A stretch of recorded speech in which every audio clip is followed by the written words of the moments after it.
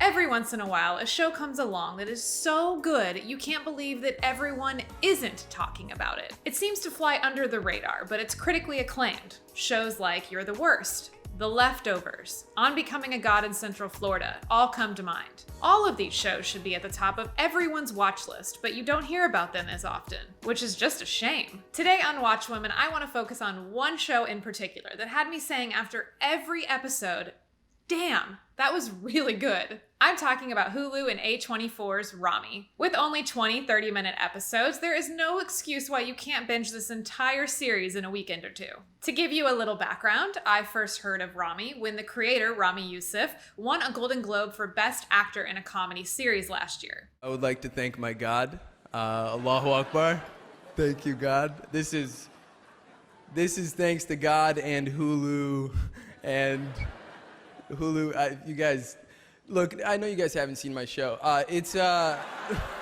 Having never heard of the show, I looked it up and immediately my interest was piqued. The show currently has a 97% on Rotten Tomatoes with an 89% audience score. That's pretty fucking great. Ramy Youssef started as an actor on the Nick at Night sitcom See Dad Run. He had a small role on USA's Mr. Robot, and he also appeared in James Franco's comedic film, Why Him? During his time on See Dad Run, he actually shadowed in the writer's room and eventually brought that knowledge to his own show, cleverly called Ramy. It's worth noting that Ramy also does stand-up comedy, and he first brought his routine to The Late Show with Stephen Colbert. He also had his own stand-up special on HBO called Feelings in 2019, which aired during season 1 of the show.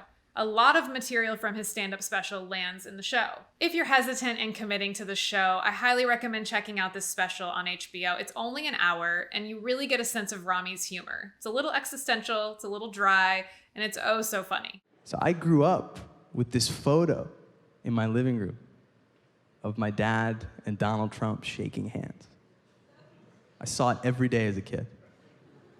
And when you're a young Arab kid, anyone who's friends with your dad, like, that's your uncle. And the last couple years, I'm watching TV and I'm just like, Uncle Donald? In the show Ramy Hassan is a first-generation Egyptian American, and he's on a spiritual journey in his politically divided New Jersey neighborhood. The show brings a new perspective to TV as it explores the challenges of what it's like being caught between a Muslim community that thinks life is a moral test and a millennial generation that thinks life has no consequences. Right from the start, you're thrusted into Ramy's spiritual world. In the pilot, you see the ritual of washing up before praying. So Ramy does kind of a half-assed job washing up, and it totally comes back to bite him in the ass later, when this older man at the mosque says to him, "You know why you're confused all the time? Because you don't wash between your toes. It's that simple." And that statement right there sets the tone for Ramy's character throughout seasons 1 and 2. Ramy is such an interesting male character, because on one hand, he's very relatable and charming, but on the other hand, he's really immature and kind of careless. I had a hard time rooting for Ramy's character. I would say to myself while I was watching it, like, Ramy, how did you even get yourself in that situation? Or yikes, don't say that. There are some cringe-worthy moments for Ramy, especially when it comes to women. He finds himself in a lot of compromising situations with women that he's not supposed to be involved with. But like I said, he's careless. He's careless with his words, he's careless with other people's feelings, and he tells a lot of little white lies. But his most redeeming quality is his loyalty to his friend Steve, a longtime buddy who has muscular dystrophy. Their relationship has depth, and I thoroughly enjoyed their scenes together. Dude, why did you swipe no on her? Just swipe a no on all the girls that have scarves. Dude, no, she's not my vibe.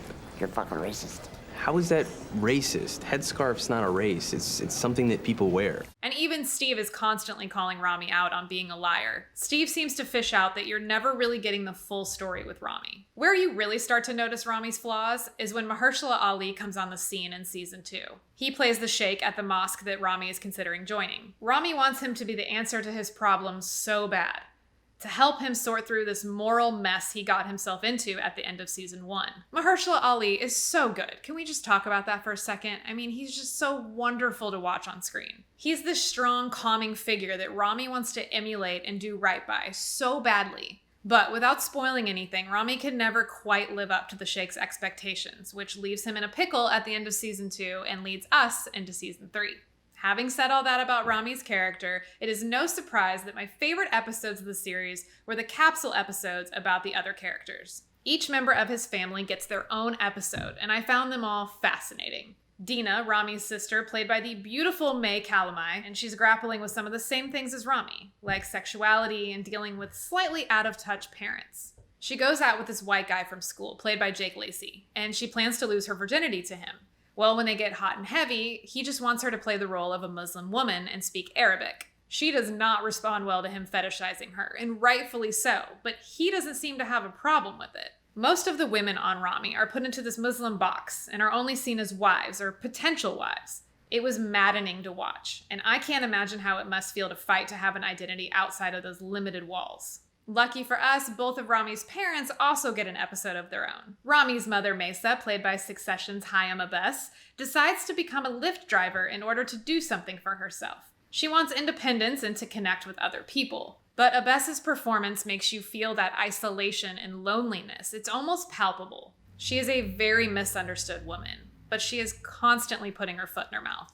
When Ramy's father gets fired from his job, you see him change his Egyptian name of Farouk to Frank on his resume. And he tells the barista who's making his coffee to call him Frank. It's so hard to watch a grown man struggle like that, because you learn later on that he just wanted the best life for his kids, which is why he moved to America in the first place. But that pains him because he had to leave his own father back in Egypt. All of these character moments are so special, and they also piss you off, which is the power of great writing. My favorite episode of the series was dedicated to Ramy's uncle, Uncle Nazim, an exasperating, sexist, intolerant man who runs a diamond counter in the New York City Diamond District. In his standalone episode, his character surprised you more than any of the other ones. I think I said to myself, what? Okay, this explains a lot. As his storyline was unfolding, another complicated character absolutely worth exploring. I was so grateful to Ramy for educating me on a world that I unfortunately know so little about. We get so stuck inside our little bubbles that we forget to learn about other people's religions, cultures, and countries. It's sad, really. We need more shows like Ramy. We need more understanding and respect for where our neighbors and our friends came from. At only 29 years old, it's pretty remarkable what Ramy has achieved thus far. I hope that this episode has convinced you that Ramy is the best show that you're not watching, which kind of sounds like a backhanded compliment, but I mean it in the best way possible. I absolutely adored this series, so I'm going to give Ramy 4.5 funfetti cupcakes out of 5. That's it for today's episode of Watchwoman. Thank you all so much for joining me. What did you think of the show Ramy? Please leave your comments below. Click the subscribe button on your screen and join me back here in 2 weeks for an all new episode. And I'll see you then.